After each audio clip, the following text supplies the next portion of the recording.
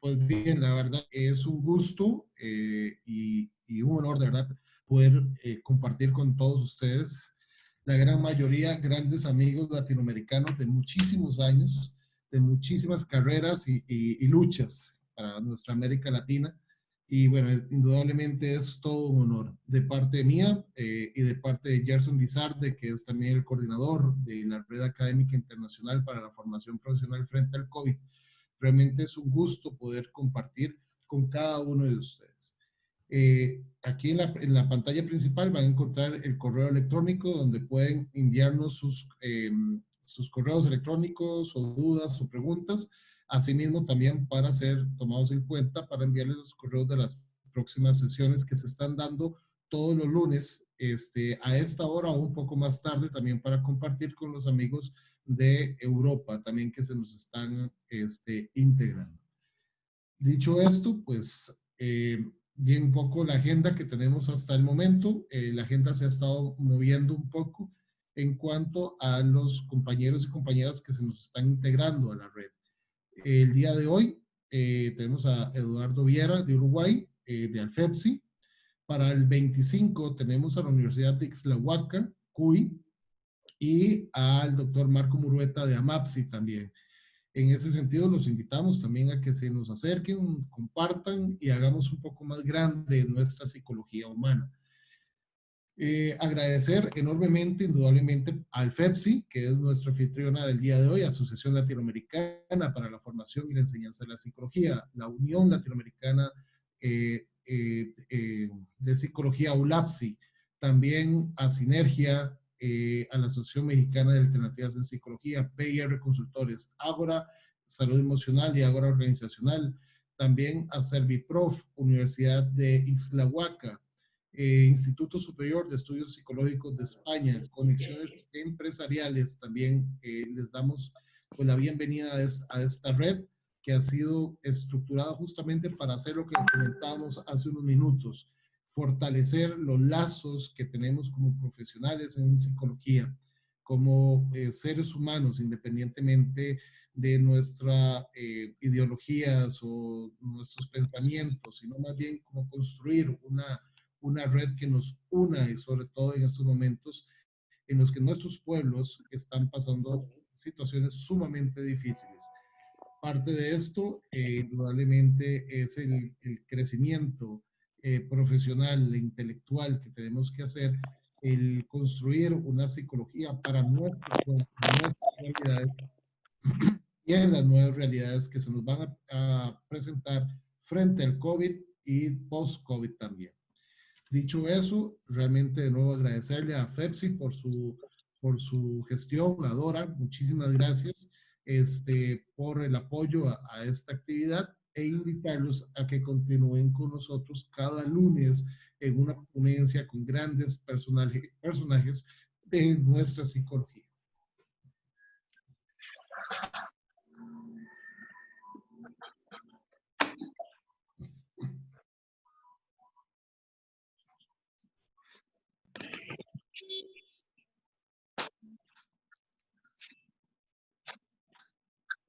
Bueno.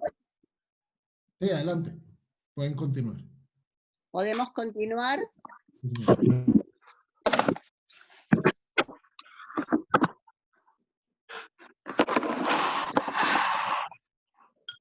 bueno, vamos a hacer la presentación de nuestro invitado de honor en el día de hoy. Es el doctor Eduardo Viera de la República Oriental del Uruguay. Es un afiliado de Alfepsi, un honorable afiliado de Alfepsi, director del programa de Psicología y Derechos Humanos de la Universidad de la República del Uruguay, doctor en Psicología de la Universidad de San Luis en Argentina, es especialista en intervenciones psicosociales en violencia política y catástrofes de la Universidad Complutense de Madrid, y creo que para nosotros es un gran honor contar con Eduardo, así que a escucharlo y a disfrutar de sus nuevas subjetividades, nuevas normalidades. Adelante, Eduardo, te escuchamos. Bueno, gracias Alicia, gracias Pablo, gracias Dora, por la invitación, por dar este espacio, y gracias a todos y todas quienes estamos acá, juntando voces, pero también juntando experiencias de vida, de antes, de ahora y de las que vendrán. Porque un poco de eso es lo que quiero hacer en esta charla, poder tratar de pensar y de sentir juntos y juntas, bueno, la continuidad del tiempo. Porque ustedes sabrán que una catástrofe muchas veces lo que implica es una ruptura de la cotidianidad, y en muchos casos parece como una ruptura de la línea de tiempo. Y me parece como primera cosa importante dar cuenta de que este acontecimiento, que esta ruptura de la cotidianidad, que esta catástrofe en ese sentido, tiene un tiempo pasado y tiene también un futuro. Entonces, en esa lógica de los tiempos, es la propuesta de esta charla, para que podamos pensar también esto de las normalidades que se empiezan a hablar, que en muchos casos no se habla en plural, sino que se habla de la nueva normalidad, y también de las nuevas subjetividades que se pueden estar produciendo y se producirán, pero que también tienen producciones anteriores a la situación de catástrofe. Y como yo, quienes me conocen saben que sistemáticamente utilizo en lo que puedo comunicar la literatura. En este caso, quería empezar compartiéndoles algo personal, porque hace bastantes años, por allá, cuando despuntaba el siglo XXI, escribí algo así como Cambalache siglo XXI. Y fíjense, no estaba el coronavirus, pero yo digo que ya habían otros virus, otras pandemias, o cosas que nos estaban afectando, pero que tal vez teníamos como naturalizadas o rutinizadas. Fíjense que la propuesta era una poesía que se llamaba Cambalaches siglo XXI. Cambalaches tomándolo del tango, ¿no? Siglo XX, cambalache problemático y febril. Y en esto decía, y estalló. Se cayeron los árboles cansados de esperar. Virus anónimos invadieron las ternuras restantes. El sol se reveló en rayos calcinantes. Los ojos se secaron de llorar. Millones de autos cruzaron jardines. Hambrientos marginales circundaron penthouse. El mar en torbellinos revolvió el cielo. El viento ciclónico no jugó más. Discursos exotéricos inscribieron su presencia mientras la retórica se atrincheraba. La luz del paraíso era nuclear. Llegaron, se fueron, volvieron. Poco iba quedando, nada se redimía. Era un año, un siglo, un día en que los ángeles tenían sexo y sida, donde la droga era comida y el rock piedra. Tiempo de avaricias, miserias, ováricos espermas, confusos iluminados, prestigiosos desconocidos. Estalló y no quedó nada, ni tu sonrisa ni la mía. La radio no comunicaba, la tele no se arrepentía. El sur fornicaba con el norte, el Vaticano se llenaba de suicidas. Por la calle pasaba un hombre ciego mientras otro hablaba de psicoanálisis. Un camino buscaba caminantes. La barca de Noé se prendía fuego. Un tren descarrilaba, estalló y quedó todo para empezar el otro día. ¿Por qué compartirles esto? Porque ya les digo, esto fue escrito hace bastantes años y de alguna manera lo que me parece importante es que pensemos desde qué subjetividades también llegamos a esta pandemia, cómo estábamos siendo, para que desde ahí también podamos pensar cómo vamos siendo en esta situación, cómo nos afectan estas cosas de mal llamadas, por ejemplo, de la el necesario distanciamiento social. Yo digo que en todo caso es un distanciamiento físico, pero justo cuando hablábamos al principio, lo que se decía, parece que estamos más juntos que nunca, por ejemplo, en este espacio. Y bueno, entonces, dar cuenta de ese ser anterior a la pandemia, de ir siendo en la pandemia, y de lo que será nuestro devenir después de la pandemia, con todos los mensajes que son un poco catastróficos también, ¿no? Pero catastróficos en el sentido de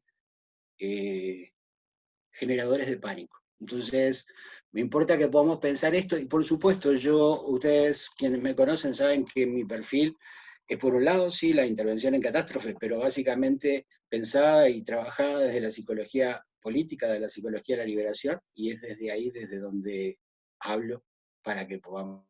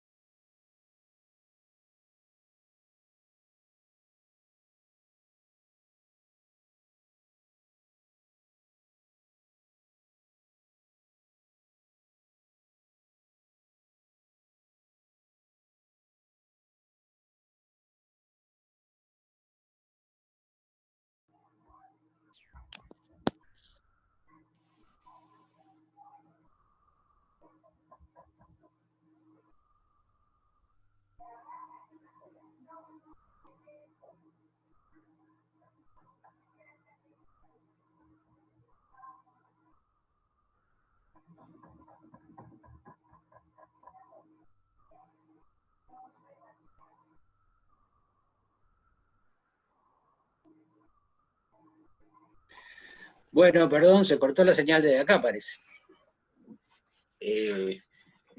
Creo que estábamos en el antes, el durante y el después. Bien, disculpen, pero estas cosas también están en la vuelta. Estábamos hablando del antes, el durante y el después. Y fíjense en ese antes, que parece que ahora es la situación terrible del distanciamiento, de los problemas vinculares. Antes estábamos hablando como de una gran epidemia, pandemia, la inseguridad. Y la inseguridad era un discurso político y era un discurso naturalizado, donde todos y todas parecíamos vivir en el régimen de la inseguridad y el miedo. Y por eso vaciábamos los espacios públicos y por eso vaciábamos los vínculos. La competitividad, ser competitivo, ser eficaz y eficiente, a veces a costa de los otros. El individualismo, sálvese el que pueda, había por ahí consignas. Los ganadores y los perdedores, o para hablar en el lenguaje hegemónico, los winners y los losers, que ahora son los infectados y los no infectados, ¿no? Otra vez tenemos el pensamiento dilemático, donde algunos digamos que pueden tener derecho a la vida y los otros no. El consumismo como lógica instalada, donde, bueno, parece que nadie era consumista porque no estaba bueno reconocerlo, pero en la práctica todos, en la cotidianidad, y todas parece que construíamos algo de eso. En ese naturalizado, en ese antes, y bajo un régimen hegemónico en el que todos y todas vivimos, el capitalismo nos planteaba algo concretamente, nos plantea algo aún, pero ya empieza a entrar en crisis ese discurso. Todo es posible, todo está permitido, ¿no? Si uno no gana es por responsabilidad propia, pero el sistema permite que todos y todas fuéramos ganadores. Tenemos la libertad para hacerlo. El coronavirus, ¿qué nos viene a mostrar? Que no era todo posible. Es más, que muchas cosas pueden entrar en crisis de posibilidad. Crisis incluso para salvar la vida. Nos muestra regulaciones, nos muestra la necesidad de privaciones, de límites, cuando el discurso era la libertad. Nos muestra también la hiperpotencia de la naturaleza y la fragilidad de nuestro propio cuerpo, ¿no? Aquello de ese ser superior se empieza a caer a pedazos. Y de hecho, una de las cosas que entra a pasar es la la existencia de animales, de paisajes que antes no podían aparecer. Y ustedes habrán visto ciudades con algunos tipos de animales que jamás podrían estar en las ciudades. O también incluso hasta quizás un cielo más despejado, porque lo contaminamos menos. Entonces, son cosas que se nos van mostrando y que tal vez nos puedan poner en cuestión desde dónde estábamos habitando el mundo y cómo estábamos habitando nuestra subjetividad. Para esto que les decían, romper esta lógica de la no linealidad o esta lógica de la no continuidad, perdón, del tiempo. Parece que esta catástrofe nos descuelga de una historia y me parece importante que podamos hacernos cargo de eso para desde ahí también construir futuro.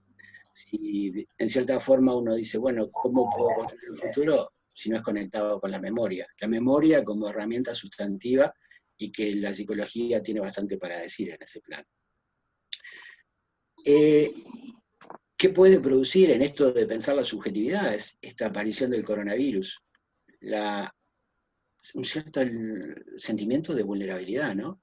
De indefensión. Estamos solos, solas, y es más, tenemos que estar solos y solas, apenas encerrados y con el grupito familiar, pero no conectados con el otro porque el exterior es peligroso. Antes era la inseguridad, entonces también el exterior era peligroso.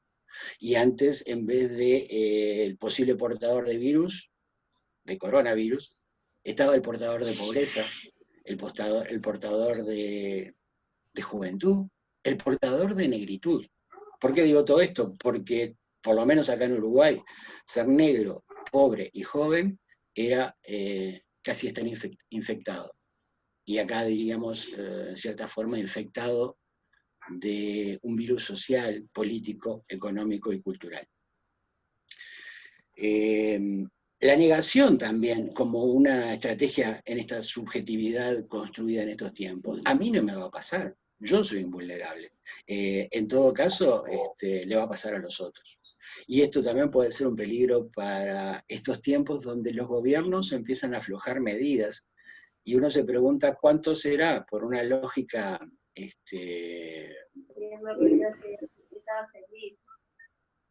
por una lógica, escuché una voz por ahí, por eso me distraje, por una lógica de verdad, de que vamos mejorando, o por una lógica de que la economía requiere que ya retomemos la normalidad, entre comillas, para que esto no sea más caótico. Y vamos a entrar después con algunas de estas cosas del caos, incluso del limpio sucio, que me parece importante trabajar. La movilidad humana, se remarca eso como un derecho, ¿no? El derecho a la movilidad humana, y parece sustantivo, más en estos tiempos, tener la capacidad de movilidad para el desarrollo de cada sujeto singular y colectivo. Y algo que tal vez nos muestra el virus es que no todos y todas tienen el mismo derecho a la movilidad. Pongo dos extremos. En muchos casos, o en algunos casos, efectos de movilidad fueron la transmisión del virus. ¿Por qué? Por los viajes, por esa posibilidad de moverse hacia otros lugares. Ahora, de casualidad no eran todas las clases sociales o los sectores sociales, sino algunos sectores sociales privilegiados que podemos viajar y que podemos, en este caso, traer virus. Ya no souvenirs, sino virus. Otros y otras pueden ser, en este caso, simplemente receptores de aquellos que sí pueden viajar. Y en el otro extremo de esta movilidad que les planteaba, pensaba en los migrantes, ¿no? Y más que nada en todos estos grupos migrantes que están aún en esta cuarentena vital, les diría yo. Esta cosa de encerramiento, donde ningún país los quiere recibir, donde están en la situación más vulnerable y vulnerada, y donde incluso, como con el coronavirus, se refuerzan fronteras para protegerse de la infección en este caso de esos migrantes pobres que quieren lograr un futuro mejor, o un presente mejor. Entonces, lógicas de movilidad que parece que también se pueden poner en cuestión y discutir como un derecho humano muy importante, básico, y más en estos tiempos, pero que realmente nos muestran las distintas posibilidades. Hay un autor, Yáñez González, que habla de la tanatopolítica.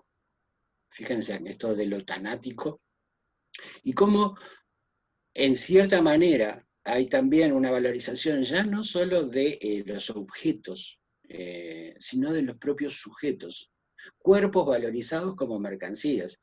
Y cuánto cada uno, cada una de nosotros hemos actuado en esa lógica, en la lógica de el sujeto mercancía, un sujeto que se tiene que vender por su imagen, por sus méritos, pero también por su capacidad de ser un objeto en la góndola o en el shopping del mundo. Me parece que puede ser interesante pensar cómo respondemos nosotros a esta lógica que Yáñez González dice de tanatopolítica, cómo actuamos como sujetos singulares y colectivos para convertirnos en sujetos autónomos, independientes, que elegimos lo que queremos, lo que hacemos, y no actuamos en base a cómo se valora o no se valoran ciertas cosas. Pienso incluso, y es un cuestionamiento que por suerte en Alfepsi nos hemos hecho muchas veces, y en ULAPSI también, respecto a todos esos rankings académicos, a toda esa lógica de dónde hay que publicar y dónde no hay que publicar, y cuántas de esas cosas tienen más una fuerza desde la lógica del comercio, que también se metió, del mercado, perdón, que también se metió en la universidad, y cuánto de eso elegimos fortalecer y continuar, y cuánto de eso elegimos no aceptar y transformarlo. Digo, es algo que me parece interesante, que también en esto que para mí, esta situación de pandemia genera muchas oportunidades de reflexionar, o sea, de volver a pensar sobre un conjunto de cosas que nos estaban pasando, que nos estaban construyendo en cierta subjetividad, y que tal vez sea un buen momento para mirarnos, mirar esa sociedad que vamos construyendo y decidir qué cosas queremos cambiar. De alguna manera, había un autor uruguayo, Marcelo Viñal, que decía, bueno, esta pandemia, esta situación de coronavirus, nos ha permitido recuperar momentos de soledad, momentos de silencio, momentos de estar con nosotros mismos, con nosotras mismas. Y capaz que eso es algo que debemos también pensar como aprovechamiento. Claro que en estas lógicas, porque bueno, cuando pensamos cómo se está viviendo la cuarentena, también debemos dar cuenta que si nos podemos poner a pensar y escuchar el silencio, o escuchar el ruido que se hacen desde los medios, desde los discursos políticos, desde los discursos médicos, también podríamos pensar cómo esta cuarentena, esta pandemia, la estamos viviendo de muy diversas formas.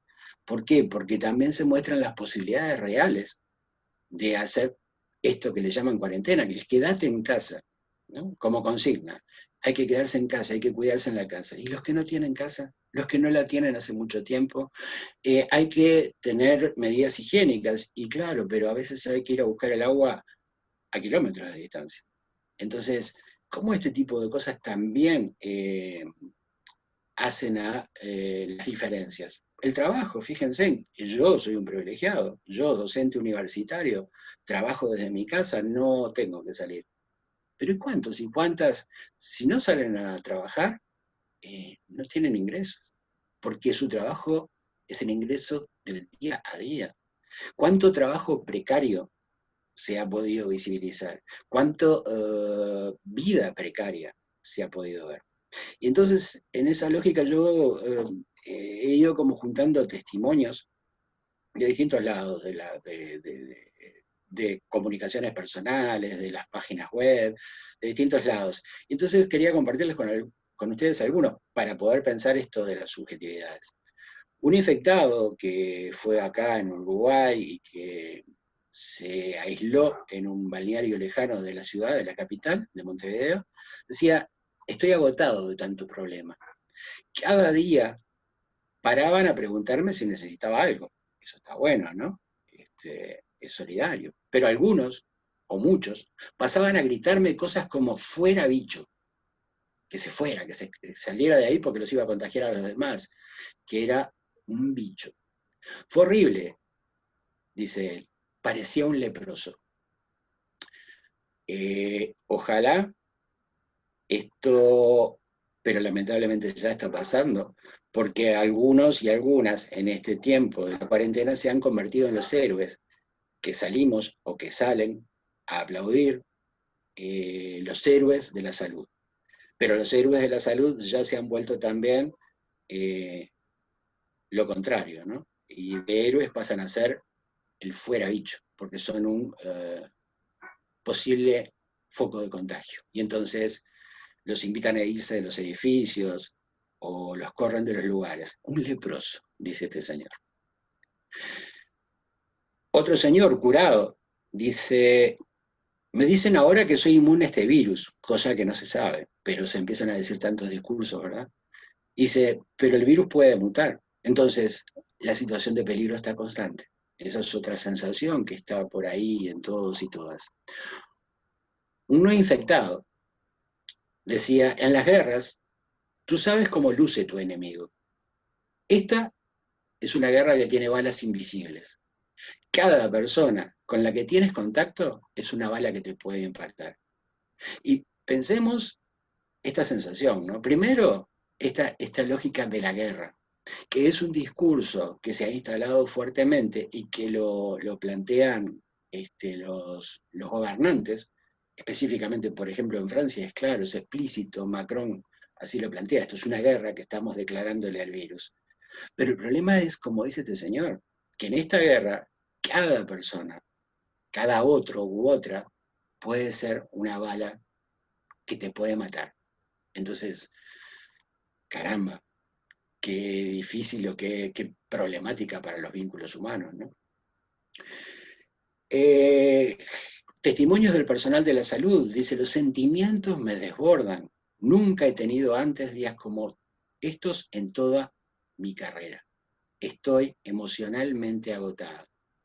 Y se remarca este aspecto de los sentimientos y de la emoción, que a veces, y esto también fue todo un tema en las catástrofes, ¿no? En la intervención en catástrofes, muchas veces se veían los efectos materiales, pero pocas veces se veían los efectos psicosociales. En esta situación, un aspecto central que empieza y que se muestra con toda su fuerza es lo emocional, los sentimientos, cómo desbordan, cómo angustian, cómo pueden llegar a paralizar. Otro testimonio dice, lo que más miedo da es el silencio. Y fíjense, les decía que un autor uruguayo, Marcelo Beñar, decía, bueno, esto nos permite encontrarnos con nosotros mismos y espacios de silencio.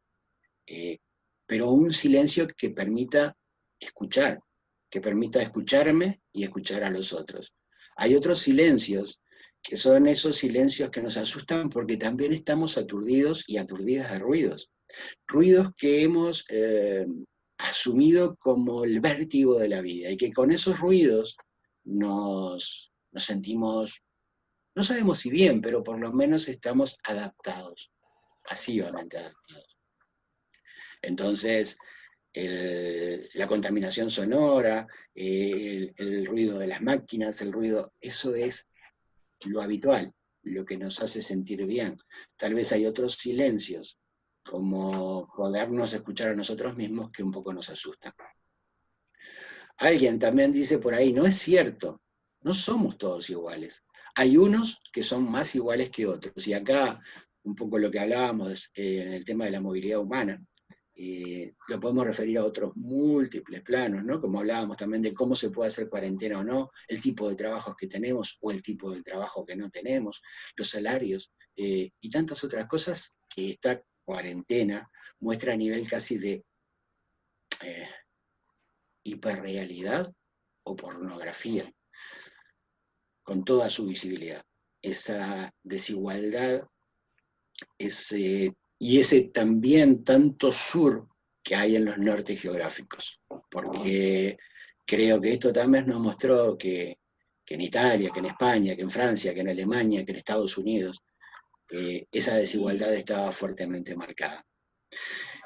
De hecho, un testimonio de alguien que habita, según se dice, en el primer mundo, dice, nos dijeron que éramos la primera potencia mundial, que nuestro sistema era el mejor del mundo, y luego descubrimos que no teníamos suficientes camas, respiradores, médicos, enfermeras, guantes y mascarillas.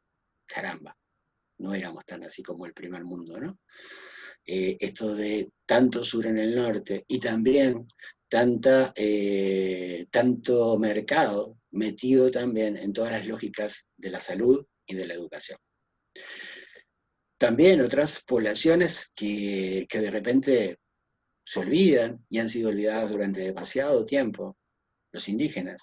Dicen, nosotros seguimos resistiendo porque para el pueblo indígena el coronavirus es falta de agua, no tener perforaciones en las comunidades, falta de alimentación, salud, no tener título de las tierras, despojos, denuncias judiciales. Ese es el coronavirus.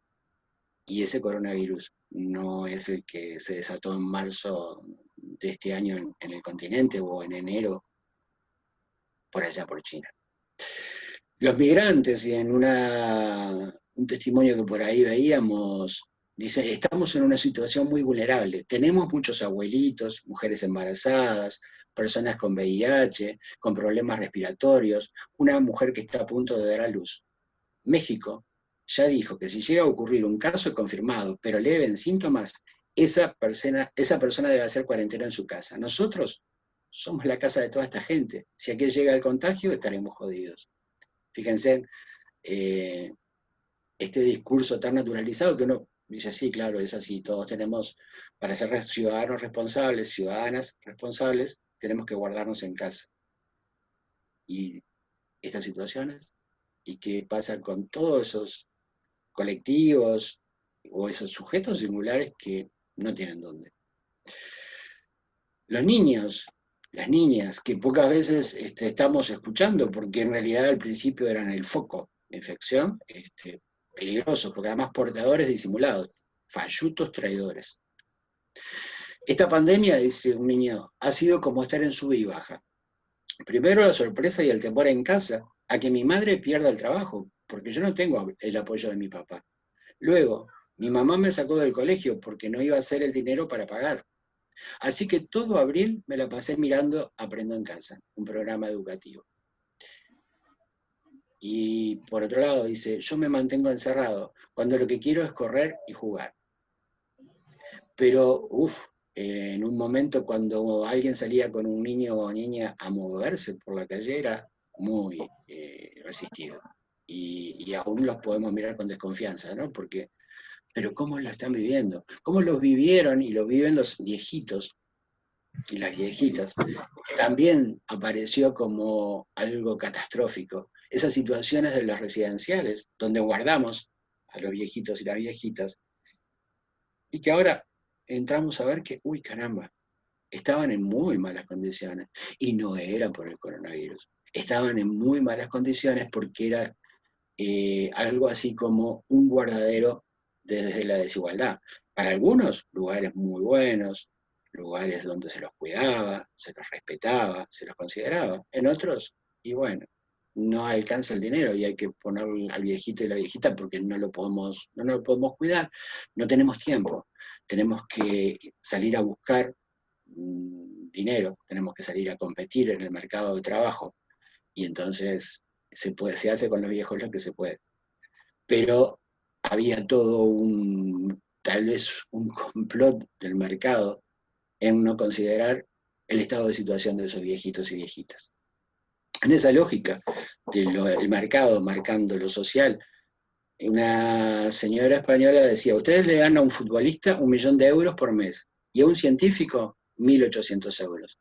Ahora buscan un tratamiento para este virus.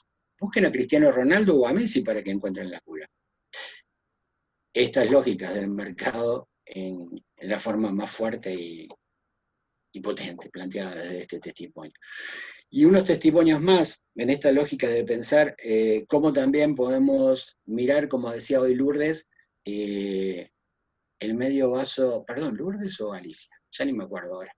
Bueno, una de las dos, que decía el medio vaso lleno y no el medio vaso vacío. Una compañera dice, ahora más que muchas cosas se están desnaturalizando, podemos ver con más claridad lo que hace daño y también lo que es imprescindible.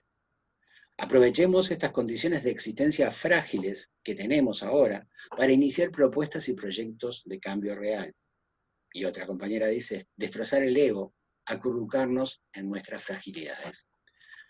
Testimonios que me parecía como importante poder compartir y pensar, porque saben que yo siento como que hay muchísimos planteos, muchísimas especulaciones sobre el coronavirus, lo que lo produjo, lo que nos va pasando ahora y los efectos que va a tener, muchísimas, de muy distinta índole, que a veces uno dice, bueno, pero entre tantas posiciones al final como que me es difícil entenderme o entender el mundo. Y claro, hasta esta misma charla también habla desde un posicionamiento, pero bueno, capaz que es escuchar a los demás y escucharnos a nosotros mismos. Y eso puede ser una buena primera estrategia, una primera buena herramienta. Tal vez a veces el vértigo de los tiempos, el vértigo de una cierta subjetividad neoliberal naturalizada e instalada, no nos ha permitido mucho ni escuchar a los demás, ni escucharnos a nosotros mismos, a nosotras mismas. Bueno, esto tal vez sea ese espacio. Deleuze, Gilles Deleuze, hablaba del acontecimiento, y tal vez muestra con toda su fuerza esta lógica del coronavirus, esta idea del acontecimiento, una irrupción novedosa, decía Deleuze, algo que se presenta como una cuestión totalmente diferente, inmanente, decía él, y que se muestra en su devenir. Y fíjense en cómo a veces nosotros hemos tenido un pensamiento esencialista, donde queremos llegar a la definición, esto es. Y muy difícilmente podemos lograr aceptar o pensar en el devenir, en lo que va siendo. Y yo digo, bueno, en cierta manera, estamos hablando, y esta propuesta de esta charla, en pensar la continuidad del tiempo, en el ir siendo, en el ir viviendo y en el irnos construyendo, y no un ser único, atemporal, o un ser desligado de la naturaleza, como de alguna manera hemos también construido esa subjetividad y que tal vez esta situación, este devenir de este momento nos permite, de este acontecimiento, nos permite también ver esa separación tan fuerte con la naturaleza, una separación que ha significado que la naturaleza es para extraer productos y consumirlos, sacarles ventaja. De alguna forma es asumir la contingencia, es asumir que no hay un fundamento último de la realidad, cosa que de alguna manera, tal vez desde la religión y desde la ciencia misma, e incluso desde lo político, en el sentido de la política profesional, se ha tratado de buscar o fundamentar para todas las estrategias de disciplinamiento. Entonces, asumir la contingencia, asumir el devenir, pueden ser un poco complejos frente a esa búsqueda constante de lo esencial, del fundamento único. Y en esa lógica que decíamos un poco de disciplinamiento también, vemos que cómo el poder biológico, el poder médico, en cierta forma se instala ahora, o se reinstala con toda su potencia, es quien de alguna manera produce instrucciones, comportamientos, conductas, valores y castigos justificados en el bien común. Desde ese poder médico instalado y apoyado o sustentado desde un poder gubernamental, se gobierna los cuerpos. Piensen ustedes en las viejas situaciones de pestes y pandemias, trabajada muy bien por Foucault, como esa estrategia de gobernar los cuerpos a través de un poder hegemónico, biológico en este caso, la biopolítica, decía Foucault, bueno, permite como homogeneizar a las poblaciones, construir poblaciones. En este caso tenemos las poblaciones de infectados y no infectados, y las distintas categorías en edades también, y las distintas categorías, yo les diría que incluso hasta de sectores sociales, pero bueno. Pero ese poder que puede estar transmitido desde esa lógica biológica o de biopolítica, se convierte también, algunos autores, entre ellos una psicoanalista argentina, Gisela Ertola, dice un poder guayer, un poder guayerista. ¿Por qué? Porque de alguna manera todos y todas nos convertimos en controladores, en observadores del otro y de la otra, de esos y esas que pueden ser un peligro, o una bala, como se decía anteriormente. En esa lógica, capaz que podemos decir que la ciencia que muchos y muchas han planteado, y de alguna manera hemos planteado, es casi como la religión actual, la que define la verdad, la que define el progreso, la que define la vida, la que define la muerte. Nos muestra en este momento, que es convocada de todos lados, acá en Uruguay, el presidente, el gobierno, convocaron a un grupo de científicos, un grupo de 3, pero con que cada uno tiene su equipo, a poder trabajar para construir o para ir transitando hacia la nueva normalidad. Pero lo que vemos también de esta ciencia que acapara los discursos o en la que se apoyan los gobernantes, que tiene proscripciones, que tiene opiniones, que tiene prescripciones diversas, muy variadas a veces, que nos explican el fenómeno. ¿Cuán grave es el problema? Algunos dicen mucho, otros dicen poco. ¿Cómo son las formas de prevenirse? ¿Cuáles son las formas de curar? Aunque claro, ya hay gobiernos buscando desesperadamente la forma de curar, y a veces uno se pregunta, ¿será que son tan buena gente que nos quieren curar? ¿O será que también es un buen negocio quien encuentre primero la vacuna? Las grandes farmacéuticas en la competencia de ese encuentro. En fin, en todo caso, lo que sí se percibe es que en esta lógica de los discursos científicos también puede aparecer la proximidad cada vez más clara con los poderes gubernamentales. Y entonces algunos discursos cuentan con el favor del poder gubernamental y son los que pueden ser visibles, los que son racionales, y todos los otros que pueden cuestionar algunas lógicas del disciplinamiento, del control, de la exageración del control sobre los sujetos, pueden ser discursos marginales, irracionales e incluso herejías. Y vean ustedes cuánto tenemos eso como historia de la ciencia, ¿no? Cuántos discursos han sido calificados de herejes, cuántos discursos han sido invisibilizados y cuántos discursos directamente castigados. Hay un autor que me parece importante en esto de que, bueno, que también la pandemia nos permita visibilidades, también en esto de, bueno, cómo nos conectamos no solo con los saberes, con otros saberes, sino en nuestros propios saberes disciplinares o saberes intelectuales, con ese sur del que Boaventura hablaba, con ese sur político, con esas epistemes del sur. Y entonces por ahí aparece un autor, Achille Mbembe, camerunés él, que habla de un concepto que me parece bien interesante para compartir. El necroliberalismo, dice él. Necro de muerte, liberalismo de sistema económico, social, político. Y dice, ese necroliberalismo que tiene la idea de que algunos valen más que otros. Y fíjense en lo que empieza a pasar cada vez con más fuerza, lamentablemente, o por lo menos estaba pasando con más fuerza. Se supone que ahora estamos, y el discurso es, estamos saliendo de la pandemia, pero lo que sucedió en el momento de pico de caos fue que se le tenía que elegir quién vive y quién muere. Y ahí, claro, el concepto puede ser el que es viejo ya vivió bastante más y tiene menos de vida que el joven, pero ojalá no sea también un concepto de eficacia y de eficiencia.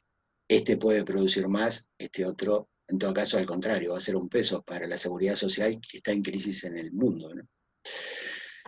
Y este autor también habla de algo que me pareció bien interesante para compartir en esta charla. Él habla de, o pone dos términos, la comunidad y la inmunidad. Nosotros estamos tratando de conseguir inmunidad ante el virus. Y él habla de la comunidad y dice, bueno, ¿de dónde viene el concepto de comunidad? Y comunidad viene del concepto de intercambiar regalos colectivamente. Porque munus es un regalo que obliga al intercambio. Vos me regalas algo, tú me regalas algo, yo te tengo que regalar algo. Es integrados desde ese concepto de mutua interdependencia, de mutua interdependencia no solo por una lógica de obligación, sino por una lógica también afectiva. Y la inmunidad, pensada del derecho romano, que es la dispensa o privilegio que exonera a alguien de los deberes societarios, que son comunes a todos. Ese alguien es inmune, como los parlamentarios, ¿no? Son inmunes a veces. Bueno, ahora tal vez el concepto se está poniendo en discusión. En la comunidad parece opuesta a la inmunidad. Para ser inmune a veces tengo que estar como separado y alejado de lo comunitario. Este discurso puede ser muy peligroso. Como también mostró lógicas de peligro, ese discurso de los antibióticos como elemento central que curaban. Y fíjense, los antibióticos, la antivida, sí provocaron muchas curas, nos permitieron avanzar en el enfrentamiento a las enfermedades, pero voy al concepto que va más allá de eso. ¿Cuánto del sistema social que habitamos? No sé por qué. Todo dicen tipo bueno, no sé, aparecieron unas voces, por eso me quedé callado.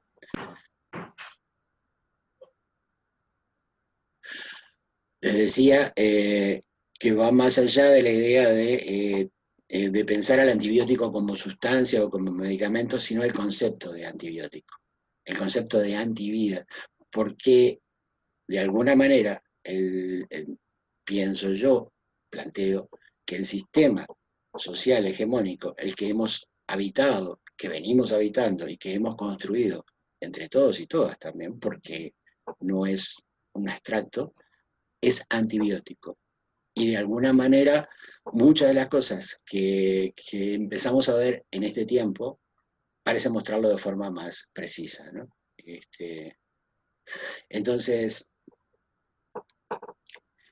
Peter Sloterdijk, decir este nombre es difícil, filósofo alemán, Peter Sloterdijk, perdonen cómo lo pueda decir, él habla de un concepto distinto, él habla del coinmunismo. En vez de el comunismo, él habla del coinmunismo. O sea, en cierta forma, ser inmunes pero colectivamente.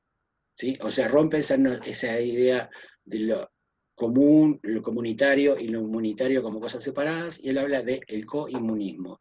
¿Y qué sería el coinmunismo? Vacunarnos contra el veneno mortal y mental, dice él, que nos divide en culturas nacionales, razas, grupos de edad y clases sociales en mutua competencia. Separadas por tantas clasificaciones que de alguna manera vivimos aislados, pero no por un virus, Y piensen ustedes en la vida cotidiana, cuánto nos ha costado encontrarnos en el día a día.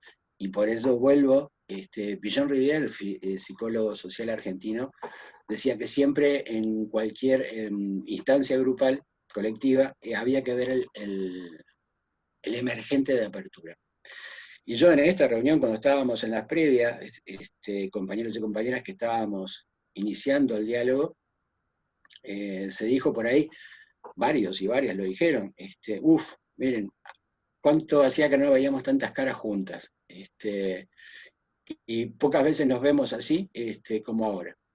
Y caramba, ¿se dan cuenta? De alguna forma, esta lógica de la separación, esta lógica de la división, la estamos viviendo cotidianamente como una cuestión naturalizada. Y en esa cuestión naturalizada también podemos llegar a separar sectores, personas, o incluso a esos que están dentro de mi núcleo, pero no los veo por los tiempos vertiginosos de la vida cotidiana. Una de las cosas que me parecía interesante, que también, por lo menos a mí me ha llegado, cómo la filosofía ha tomado un lugar potente para poder cooperar a entender estas situaciones. Han salido libros ahora como Sopa de Wang, y otros libros parecidos, de Wuhan, perdón, para no pronunciarlo más o menos bien, donde muchos filósofos y filósofas cooperan en pensar estas situaciones.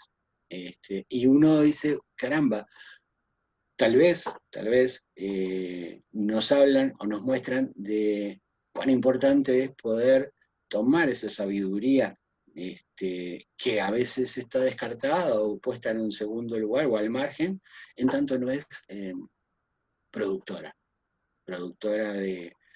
en cierta lógica acorde a la eficiencia y la eficacia. Y ahí un poco que yo personalmente me lo preguntaba, ¿cuánto de la psicología, de nuestra psicología, se ha separado de la filosofía? Y se separó, yo me preguntaba, no, en realidad lo afirmo, no en un sentido de descartar el saber por endeble, por poco potente, sino porque no era eficaz y eficiente para una lógica de mercado que marcaba que la ciencia debía ser rigurosa, precisa y no especulativa. Entonces, tal vez esta situación de pandemia también nos muestre la necesidad de pensar cómo deberíamos acercarnos a la filosofía, como un espacio necesario, como un espacio que nunca debimos perder. También, y desde el planteo de Boaventura de Sousa Santos, como intelectuales, como técnicos, como científicos, pensar cómo podemos corrernos del lugar de, a veces, que nos ha sido exigido muchas veces, ¿no? De los intelectuales como ser la vanguardia, como ser, en cierta forma, el sector iluminado que conduce a los demás. Él decía en un libro, La cruel pedagogía del virus, escrito ahora en este año, los intelectuales deben aceptarse como intelectuales de retaguardia, que no de vanguardia. Deben estar atentos a las necesidades y aspiraciones de los ciudadanos comunes y teorizar a partir de ellas.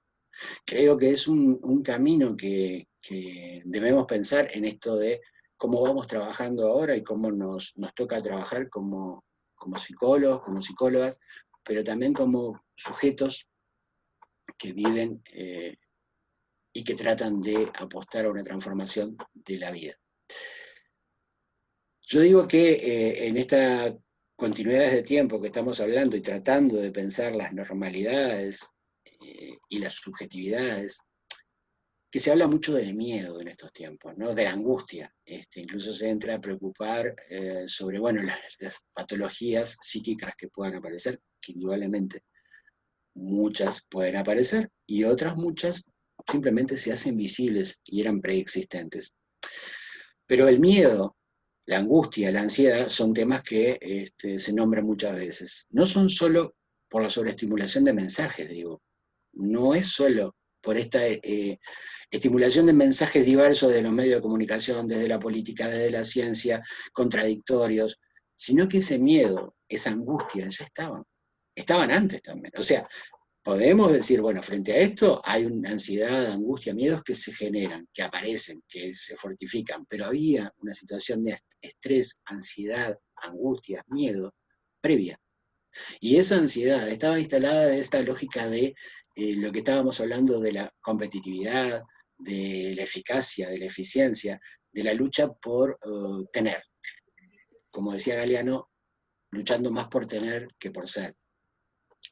Incluso los contagios, si lo pensamos en esta lógica de mercado, ya estaban también. Estamos de alguna forma, estábamos contagiados de consumismo. Y entonces una situación sustantiva era tener para ser. Perdonen, pero estoy leyendo un chat. Diana dice, está buenísima la conversa, lamentablemente tengo clases, voy a tener que salir. Diana Lesme, de Paraguay. Eduardo, por favor, ¿podrías pasar una lista de las referencias que estás utilizando? Sí, seguro que sí, va a ir eso sin problema. Hasta luego, Diana. Perdonen, pero me parece importante que también podamos, de cierta forma, generar esta cosa vincular, aunque claro, para respetar tiempos más o menos, no lo podríamos hacer, porque además incluso lo tecnológico sería un ruidaje de micrófonos. Yo digo en esto de los contagios y el consumismo, que piensen ustedes cuántos y cuántas de nosotros, de nosotras, hemos vivido, nos hemos consumido en muchos aspectos de nuestra vida para poder ser consumidores. Pero consumidores en el sentido consumista, porque consumidoras todos somos, todas. Pero este sentido de consumir nuestras vidas para ser consumistas, y yo siempre pongo el ejemplo con mis estudiantes. Uno dice, tengo un móvil, un celular, un portátil, pero me gustaría dar el último modelo.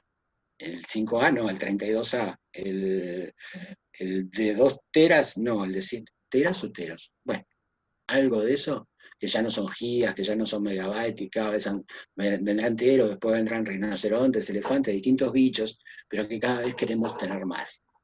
Y en esa estrategia o en esa situación de ansiedad, de miedo instalada en la subjetividad, yo en una anterior charla tomaba a Galeano y yo les decía que para mí tomar a la literatura, a la poesía, a la referencia que no necesariamente es solo la académica, me parece sustantivo. Y eso no lo digo yo como novedad, lo decía Ignacio Martín Baró, él decía que para conocer las subjetividades de nuestros pueblos había que leer mucho a los escritores, a los literatos de nuestros pueblos.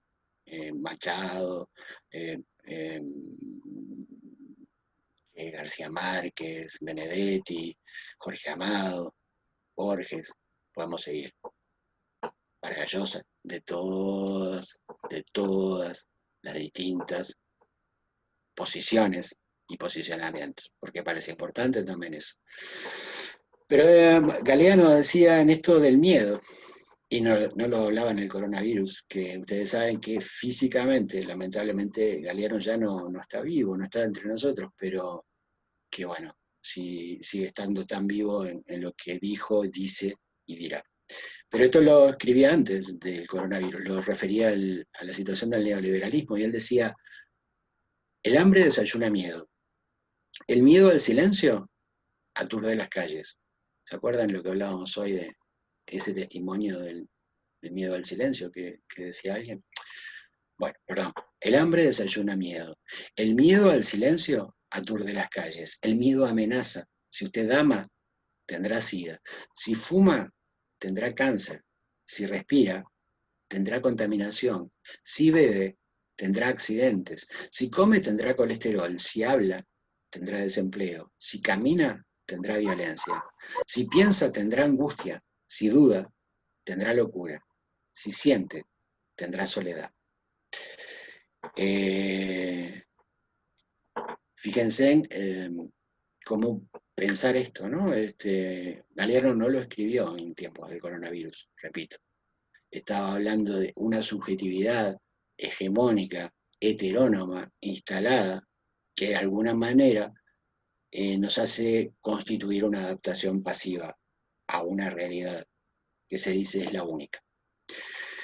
Paul Preciado, un filósofo que escribe también en este libro de Sopa de Wuhan que les contaba, de Wuhan, perdón, habla de el sujeto que se viene construyendo en cierta forma y que se expresa más en este momento de la pandemia. Y me parece importante compartirlo con ustedes porque creo que son alertas que tenemos que pensar. Dice, el sujeto del tecnopatriarcado neoliberal que la COVID-19 fabrica no tiene piel, es intocable, no tiene manos, no intercambia bienes físicos, ni toca monedas, paga con tarjeta de crédito. No tiene labios, no tiene lengua, no habla en directo, deja un mensaje de voz. No se reúne ni se colectiviza, es radicalmente individuo. No tiene rostro, tiene máscara. Su cuerpo orgánico se oculta para poder existir, tras una serie indefinida de mediaciones semiotécnicas. Una serie de prótesis cibernéticas que le sirven de máscara. La máscara de la dirección de correo electrónico, la máscara de la cuenta Facebook, la máscara de Instagram. No es un agente físico, sino un consumidor digital, un teleproductor. Es un código, un pixel, una cuenta bancaria, una puerta con un nombre, un domicilio al que Amazon puede enviar sus pedidos. Pensemos cuánto de esto éramos antes de la pandemia y cuánto se fortalece en la pandemia y cuánto podría fortalecerse si no ponemos alertas y acciones después de la pandemia. Y en esto también de pensar el domicilio cada vez más se puede convertir, ojalá no, pero se puede convertir en el centro de la economía para el teleconsumo y la teleproducción. Entonces, qué bueno, y en la educación era un tema que se venía discutiendo hace tiempo, ¿no? Qué bueno que todos los docentes estuviéramos solo desde la casa, trabajando a distancia. Y que también fuéramos buenos consumidores, que ni siquiera necesitamos salir, nos traen todo a casa. Bueno, este es un buen laboratorio para eso. El lugar donde el mundo entra, mi casa llena, en este caso con bonita gente, y eso está bueno. Entonces estamos dando la posibilidad de decir, hay otras formas de considerar el domicilio, como este lugar del encuentro que permite esta situación, esta oportunidad. Pero puede ser lo otro, ese espacio de la teleproducción, del teleconsumo, el espacio del control también. Y fíjense que algunos y algunas han mostrado a China como el ejemplo o el modelo de cómo ha controlado la pandemia, pero a través de una estrategia de control bastante importante, ¿no? Bastante fuerte, que algunos autores como, y voy a hacer otra pronunciación complicada, autor coreano, Yun Chung Han, o algo parecido, el que lo sepa pronunciar después lo escribe, que dice, bueno, la nueva soberanía es la soberanía de los datos, del manejo de datos, y la sociedad asiática ha mostrado la capacidad que ha tenido para ese manejo. Saludos Ronald Escalante, perdón, que dice, qué pena, me tengo que retirar, fui convocado a reunión de trabajo. Gracias por tan buen espacio. Gracias a vos, Ronald, por estar, y bueno, ya ojalá nos encontremos en otros momentos. Entonces, lo que decíamos es, estábamos hablando del sujeto, del domicilio, y el espacio y el tiempo también están en cuarentena. No se circula por las calles, no hay apertura de proyecciones al futuro porque el futuro es la incertidumbre total. Entonces, ¿cuál va a ser la nueva normalidad? Y es única. Tenemos que hablar de la nueva normalidad o nuevas normalidades posibles. Tenemos que poner en cuestión la norma que construye esa normalidad, porque tal vez esa norma puede estar muy enferma. Algo de lo que venimos hablando ahora, de esa producción de subjetividad previa a la pandemia, tal vez hable de esa norma un poco enferma. La pandemia como tal puede constituirse en ese espacio de laboratorio para pensar qué se está construyendo y cómo construir ese sujeto controlado, ese domicilio controlado, la teleproducción, la teleenseñanza, la tele, donde la distancia sea cada vez más grande. Y entonces ya no hablemos de el distanciamiento físico, sino sí específicamente del distanciamiento social. De alguna forma hay dos discursos ahí, o un discurso prevalente, un discurso hegemónico que habla de lo limpio y lo sucio es lo enfermo. Entonces, la higienización social, que ustedes saben cuánto ha tenido de historia negativa para poblaciones vulneradas, se hace presente. El orden y el caos, y desde ahí la necesidad del control. Y yo comentaba en anteriores charlas que algo que por lo menos en el Río de la Plata es habitual, que nosotros decimos, esto es un quilombo, para decir que es un desorden, que está mal, que no está bien organizado. Y fíjense en que las procedencias de los términos, ¿no? Porque quilombo venía de esas agrupaciones negras liberadas, donde se circulaba el poder y donde de alguna forma se habían podido por lo menos quitar en ese momento el yugo del esclavismo. Claro, eso tal vez es un caos. El orden es que ciertas poblaciones dominen sobre otras poblaciones, que ciertos grupos o sectores dominen sobre otros. Algo que en esta lógica de lo que venimos hablando, de pandemia, de cuarentena, me parece importante pensar en esta continuidad de tiempos, en hablar de la endemia, que es la crisis naturalizada del capitalismo, y que en estos tiempos de pandemia, que también deberíamos ver la procedencia, y pandemia implica todo el pueblo, o la reunión del pueblo, esa sería la procedencia del término, y bueno, capaz que en esa reunión del pueblo se generen visibilidades para ver eso endémico que construía nuestro habitar lo social. En algún momento por ahí en un texto de intervención en crisis y catástrofe, yo decía que las situaciones de catástrofe, muchas de ellas, en este sistema social, que Henke Lammer decía es un sistema naturalmente productor de víctimas, muchas de esas situaciones son endémicas y naturalizadas, y por tanto no se consideran catástrofe, pero el hambre, la miseria, la pobreza, el desempleo, la discriminación de género, la violencia doméstica, las cárceles desbordadas, ¿cuánto son situaciones catastróficas que por ser endémicas, por ser parte del sistema, no vemos? Y que esta situación actual nos permite visibilizar con mayor claridad. Entonces, siguiendo con la literatura, y ahora con Bertolt Brecht, él decía que hay muchas maneras de matar.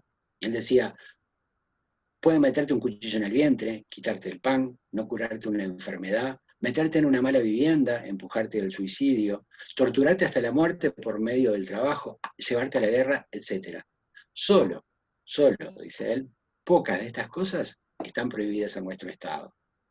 Y en cierta manera, esto que les digo de esa endemia, esas catástrofes naturalizadas y por tanto asumidas, aceptadas, nos hacen convivir con lo que teóricamente o intelectualmente a veces podemos criticar. La desigualdad, el individualismo, lo competitivo, la búsqueda de la eficacia y la eficiencia, olvidando lo más cotidiano, los afectos, estas cosas que empiezan a aparecer ahora con cada vez más fuerza y más necesidad. Antonio Scurati, un escritor italiano, autor del Hijo del Siglo, él decía que tal vez esta es la primera experiencia colectiva de los nacidos a principios de los años 70. Primera vez, dice él, que pueden experimentar el sentimiento de pertenencia a un destino común. Algo así como asumirnos, tomando lo que decía Pembe, en la lógica de la comunidad.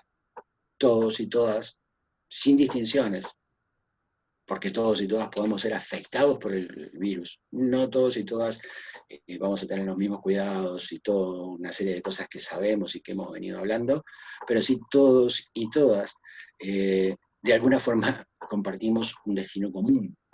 y que las afectaciones que le estamos haciendo a nuestra Tierra dan cuenta de lo que esa afectación puede resultar después en procesos que atentan contra nuestra posibilidad de vida.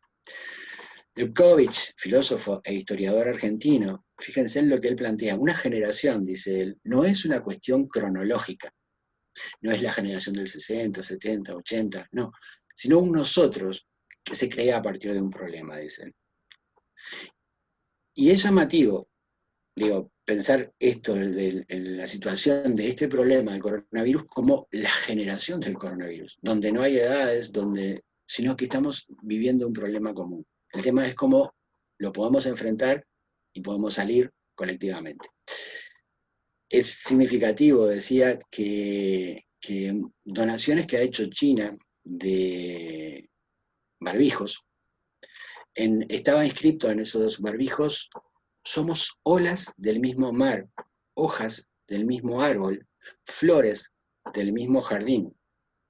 Las cajas donde están esos barbijos dicen ese lema, esa consigna. Y yo pensaba, cuántos mitos de poblaciones indígenas hablan, o leyendas, hablan de esa comunión, esas ideas de comunidad que parece que nosotros nos es muy lejana, o es casi una utopía. Ojalá las utopías nos marquen caminos. Bueno, voy tratando de apurar porque sé que ha sido larga, pero tengo tantas cosas que decirle y tantas ganas de decirle. A corto plazo, pensando en lo que vendrá, es muy probable que todos y todas corramos a tratar de construir, a tratar de confirmar la existencia de la normalidad que teníamos, ¿sí? Entonces tratemos de hacer todo parecido, tratar de confirmar que nada se cambió, porque si se cambió me va a producir mucha incertidumbre, mucha preocupación, mucho caos. Tal vez, y lo que tenemos que tomar en cuenta es que el virus y esta pandemia es una oportunidad para visibilizar estos modelos de los que venimos hablando, que vivíamos, que habitábamos, que nos habitaban, y concientizarnos. Término que utiliza la psicología de la liberación, la pedagogía de la liberación, la filosofía de la liberación, para tomar en cuenta la ideologización de los vínculos en lógicas de competencia, de eficacia y eficiencia, que muestran ahora otro tipo de cosas que eran sustantivas y que ahora reclamamos con fuerza: el encuentro, el abrazo, el diálogo. La naturalización del mundo único, que también teníamos registrada: naturalización, ideologización, concientización, herramientas. Desnaturalización sería desideologización y concientización, herramientas que proponía Ignacio Martín Baró. Preciado, otro filósofo, decía: como el virus muta, cambia, si queremos resistir a la sumisión, nosotros también debemos mutar, debemos cambiar. Y tomándolo desde las propuestas que se hacen en estrategias del afrontamiento en situaciones de catástrofe o de desastre, algunas ideas que me parecía interesante que pudiéramos pensar para esto, ¿no? Dar sentido a la experiencia, darle un sentido, y esto es esto de que estamos poniendo en diálogo desde diversas actividades, estas charlas que se hacen, las situaciones de conexión en red, tantas otras cosas que nos permitan darle sentido a la experiencia. Manejar la incertidumbre y el azar, tolerar la ambivalencia. No todos los días yo tengo claridad en una forma de entender la cosa, soy ambivalente, a veces estoy bien, a veces estoy mal, puedo estar con alegría, con tristeza. Compromiso con la situación, que esto sea un reto, un desafío, y no que sea solo una situación que da para sufrir y no tengo nada que hacer. Convencimiento del control sobre el futuro, esto que decíamos, la pandemia o el acontecimiento que provoca una ruptura de la vida cotidiana, nos quita ese lugar del control de nosotros mismos. En cierta manera es un atentado al ego, a mi superioridad, a mi capacidad. Bueno, permitirnos ir construyendo esa capacidad de control sobre el presente y también sobre el futuro. Y remarcar lo positivo de la situación. O sea, dentro de esta situación que indudablemente es dolorosa, que produce enfermedad, que produce muerte, que produce muchas cosas feas, hay cosas bonitas que pasan y que seguirán pasando. Y que tienen cuestiones muy positivas, como este encuentro ahora. Un autor argentino, Pancho Ferrara, Francisco Ferrara, decía, hace falta la valentía del renunciamiento a las certezas para poder disponerse a pensar en situación, para hacerle lugar a la inmanencia con toda su carga creadora.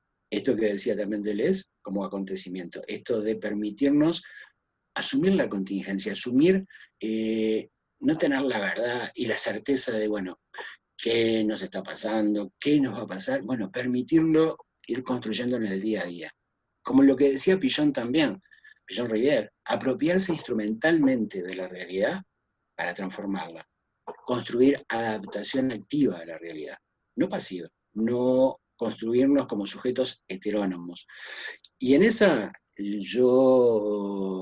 lógica, en esa propuesta, yo decía, y lo remarco en los distintos lugares donde trabajo, que la esperanza es revolucionaria. Y en eso tomo la idea de José Luis Revelato, un pensador uruguayo, filósofo, educador, que decía la esperanza es revolucionaria. Y eso vinculado a un planteo que también hacía, en este caso, un psicólogo social argentino, Moffat, que decía, un hombre, y yo digo, una mujer desesperada, es alguien que ya no se espera. Y fíjense, si nosotros no esperáramos nada del mañana, ¿qué sentido tiene la vida? Entonces la esperanza es potente, es una herramienta fuerte, pero por supuesto, esperanza activa, no esperanza ilusa. Por eso el subcomandante Marcos decía, un montón de desesperanzas no resultan en una desesperanza grandota, sino en una esperanza organizada. Esa es la propuesta, poder pensar cómo construir una esperanza organizada. Y para terminar, ya les cansé bastante, hablé muchísimo, pero para terminar, yo quería tomar, pues yo les decía al principio que yo hablo desde la propuesta o un posicionamiento desde la psicología política latinoamericana y específicamente de la psicología de la liberación, y me parece tomar en cuenta algunas ideas, algunas propuestas de ese concepto de liberación. La liberación plantea, se mueve en la incertidumbre, supone búsquedas, es la construcción colectiva por ensayo y error, donde no hay los sabios y los ignorantes. Un impulso a las microexperiencias alternativas, y a veces estamos pensando solo en un único mundo, cuando hay muchos mundos coexistentes, mundos que a veces son invisibilizados, aplastados o puestos en lugar de sumisión. La diversidad no se agota en la fragmentación, el privatismo y la exaltación del presente sin utopía. Y la utopía, remarcarla y resaltarla, no como el lugar de, un idealismo burdo y absurdo, no científico. La utopía significa no lugar. Y no lugar, como decía Bloch, un autor que trabaja sobre el principio de esperanza, dice, la utopía es ese espacio de algo que no puede tener lugar, pero en estas condiciones, pero que nos dice que las condiciones no pueden cambiar. En ese sentido, la lucha contra el fatalismo y la sumisión.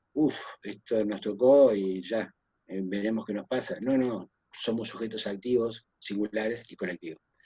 Y la postura ética de descentramiento, de mi saber, entonces poder poner en diálogos diversos saberes, diversas prácticas. Sé que ya estamos recontra pasados de tiempo, entonces me callo la boca y les escucho a ustedes. Gracias por haberme escuchado con tanto respeto.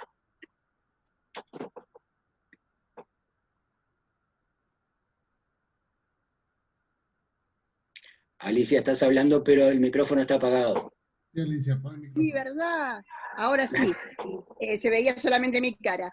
En señas. Agradecemos tus palabras. Nos dejan mucho para pensar realmente. Y creo que es bueno que podamos intercambiar y reflexionar en algunos minutos algo que nos llevaría realmente a pensar muchísimo. Y creo que en estas nuevas subjetividades y nuevas normalidades también tenemos que ponernos a pensar cómo sería los nuevos sujetos que vamos a tener que atender. Estos niños y estos adolescentes que hoy están viviendo la pandemia, que están recluidos en sus casas, bueno, ¿cómo va a impactar también en ellos esta situación, ¿no? Porque ahí también se están construyendo nuevas subjetividades dentro de este gran panorama que estás planteando. Así que bueno, agradecemos muchísimo la participación de Eduardo y los escuchamos si quieren hacer alguna pregunta, alguna reflexión, algún comentario. Estamos abiertos a escucharlos. Dorita, Pablo. Bueno, yo quiero hacer un comentario, definitivamente, gracias Alicita. Es un agasajo siempre escucharte, Eduardo, siempre. Siempre hay que aprender, siempre, como decía Alicita, algo para reflexionar, una tarea.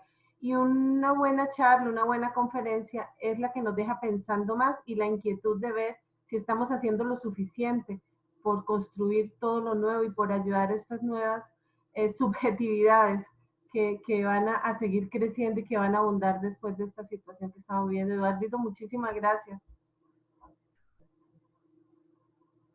Pues de mi parte... Bueno, tenemos aquí en el chat los agradecimientos de todos los que han participado, de los que fueron yéndose por razones laborales y la verdad que los invitamos a continuar con estos encuentros virtuales que nos acercan más que nos alejan y que nos permiten justamente en épocas de distanciamiento acercarnos. También los invitamos a que estas conferencias van a estar en la página de Alfepsi, los invitamos a que nos visiten. Estamos teniendo todavía el congreso ahí para marzo del año que viene, también los invitamos a que participen con sus ponencias. Eduardo, te estamos invitando por supuesto, y los estamos invitando a todos, y que nos acompañen en este proceso de construcción de una psicología latinoamericana. Así que bueno, Pablo. Bueno, Eduardo, siempre es un gusto, mi querido amigo, andante de muchos caminos y constructor de caminos también, hermano. De verdad que muchísimas gracias, Alicia, Dorita, amigos de toda América Latina, de verdad. Esto hay que seguir haciéndolo, esa es la idea de la red, de poder albergar estas oportunidades que a FREPSI, gracias a la vida, se pudieron agregar a esta loca aventura y pareciera que se nos hizo enorme. Entonces hay que seguir haciéndolo, hay que seguir juntándonos, hay que seguir viéndonos, hay que seguir reflexionando realmente. Hay muchas realidades nuevas, muchísimos retos, creo yo, que se nos van a poner en camino. Y la única forma de hacerle frente, creo yo, que es haciendo esto, uniéndonos como comunidad científica, como profesionales en psicología y como seres humanos. De verdad, de parte de nosotros como red, de verdad les agradecemos muchísimo, y a los amigos y amigas de toda América Latina, un fuerte abrazo a la distancia. En poco tiempo espero que sea realmente juntitos, compartiendo como lo hemos hecho por muchos años, con una buena cerveza, un buen vino o un buen vaso de agua. Un gran abrazo y muchísimas gracias, de verdad. Hay una persona que desea hacer una pregunta. Corina Mejía, tiene la palabra.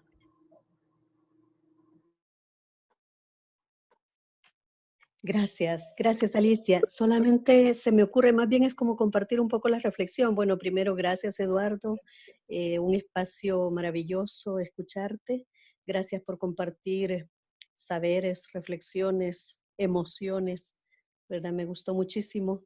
A mí se me venía ahorita la reflexión sobre imaginar este nuevo escenario tan inédito, relacionándolo con todas las ideas que tú mencionaste, Eduardo, respecto a la construcción y el manejo de los vínculos en el ser humano, una cosa tan sustantiva de lo humano y de lo colectivo de lo humano. y entonces estaba pensando cómo esta propuesta del espacio feminista sobre que el ámbito doméstico y privado es político, cómo cobraría fuerza probablemente con este nuevo escenario social macro, ¿verdad? Donde vamos a estar bastante negados de movilizarnos y de entrar en contactos, sea por el miedo, sea por la ideologización que va a haber alrededor de todo el control social que esto deja venir encima, ¿verdad? Y entonces cómo ese espacio primario, llamémosle así, o ese espacio del ámbito doméstico y la estructura familiar se va a volver casi como una estructura más política y más clave de cómo interactuar y de cómo fortalecer la construcción de vínculo. Perdón que me extendí mucho, pero es que lo tengo todavía en la cabeza, me están dando vuelta las ideas en una forma todavía, digamos, desordenada. Pero gracias por dejarme expresarlo. Corina, gracias a vos por compartir la reflexión y mirá, hay una cosa que como yo definía a lo político, yo siempre traté de discriminar que lo político no es solo lo que hacen los políticos, no es solo la política profesional. Y yo definía lo político como la gestión de la vida cotidiana. Yo creo que tenemos mucho para hacer, que estamos haciendo mucho en esa vida cotidiana. Y cada microgesto construye grandes posibilidades. O sea, me parece que a veces hemos quedado como atrapados en la construcción de los grandes movimientos, cuando también los pequeños movimientos hacen a muchísimas cosas. Entonces, esa gestión de la vida cotidiana pasa de repente por cómo yo puedo cooperar con el vecino de al lado, pasa también por cómo yo puedo compartir un diálogo y de alguna manera poder generar por lo menos una pequeña duda sobre la forma que habitamos y la forma que queremos habitar. Entonces me parece que en esa gestión de la vida cotidiana tenemos una herramienta súper poderosa y que Ignacio Martín Baró lo planteaba, trabajar con la vida cotidiana y el sentido común, porque ahí son las grandes transformaciones. Eduardo, yo muy breve nada más quiero felicitarte. Siempre es un gusto platicar contigo, no necesariamente frente al micrófono, sino conversar. Tienes una sabiduría maravillosa que yo donde te oiga me embelezo escuchándote. Y esta idea que diste de la pandemia como todo el pueblo reunido, hay tantas cosas que nos hace reflexionar que de verdad esta pandemia ojalá que nos saque de la tontera que hemos construido en el neoliberalismo. Creo que es una invitación a vivir como nuestros pueblos comunitarios. México tiene una cantidad de pueblos en donde todo esto que has estado mencionando se vive como parte de su realidad y la hemos olvidado. Hemos construido pequeños feudos que nos impiden ver y que muchas veces vemos, pero no queremos ver. Es como muchas veces me pasa cuando una madre le pregunto y no se dio cuenta que su hijo pensaba en la ideación suicida y te dicen, pues sí, pero no quise preguntar porque no quería enterarme. Así somos a veces, un poco ciegos ante estas realidades que nos duelen. Gracias, de verdad, Eduardo, por todo este saber compartido. Gracias, Alicia, gracias, Pablo. Gracias a todos ustedes y hasta la próxima. La próxima. Bueno, estamos cerrando. Hay muchos agradecimientos, Eduardo, que los puedes leer en el chat. Ahí me parece que hay un paisaje muy lindo. Y creo que lo importante es volver a reunirnos para seguir pensando lo que Pablo decía, somos una comunidad científica, somos una comunidad académica, y creo que nos interpela el poder pensar y reflexionar entre todos en función de lo que nos está pasando, que no es el coronavirus solamente, como dice Eduardo, el coronavirus pone un poco en relieve todo aquello que nos venía pasando. Por lo tanto, hay que desconstruir una realidad que nos estaba avasallando y que quizás por lo cotidiano y por esta cuestión de consumir, nos estábamos consumiendo. Esto es simplemente una puesta entre paréntesis para poder pensar y repensarnos para una comunidad solidaria, fundamentalmente eso, una comunidad solidaria. Así que bueno, Dorita, Pablo, los dueños de casa, si así lo consideran, le damos la despedida hasta la próxima, Eduardo, y agradecemos a todos los que participaron, y bye bye, besos a todos. Besos, hasta la próxima, gracias. Hasta la Eduardito. próxima. Gracias. Chao, chao. Chao. Gracias. Gracias.